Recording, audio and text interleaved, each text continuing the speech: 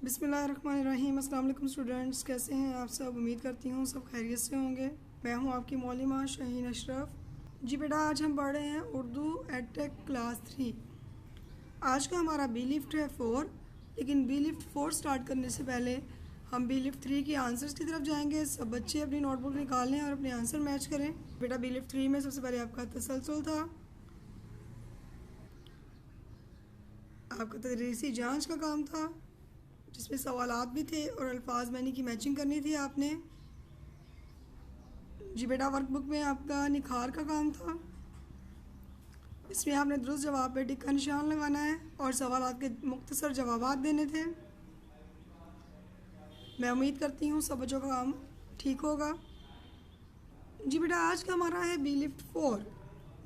इस नज़म को पढ़ने के बाद बच्चा इस काबिल हो जाए वो कहानी, नज़म, वाक़या दुरुस्त तलफ़्फ़ुज़ और लबो लहजे के साथ बयान कर सके।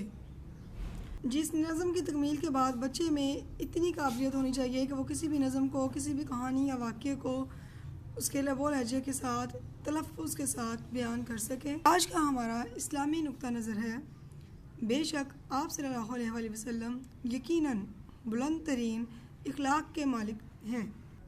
इस आयत में आपको बताया गया है कि आप सल्लल्लाहु अलैहि वसल्लम का इखलाक बहुत बुलंद और आला था। किसी लफ्ज़ या जुमले को सही और वाज़ेह अंदाज में अदा करना।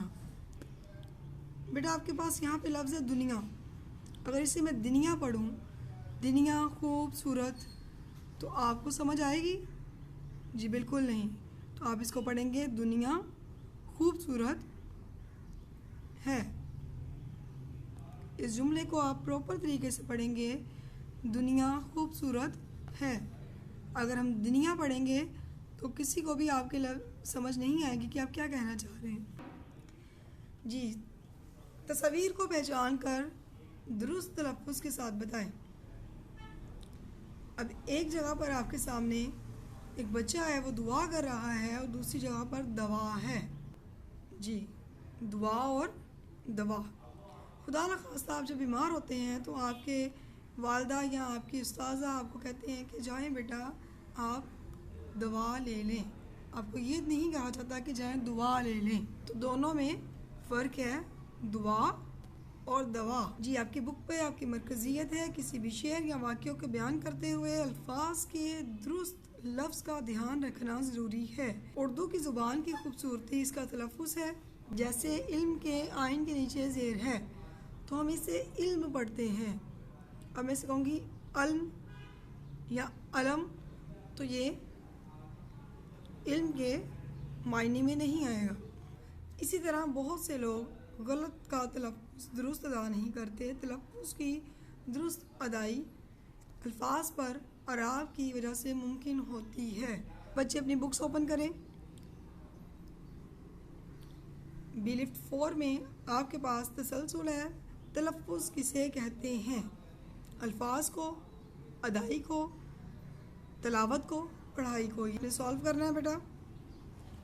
मरकज़ियत मैंने आपको अभी बता दी है, दुरुस्त तलफ़्फ़ुज़ और लबो लहजे के साथ बयान करना।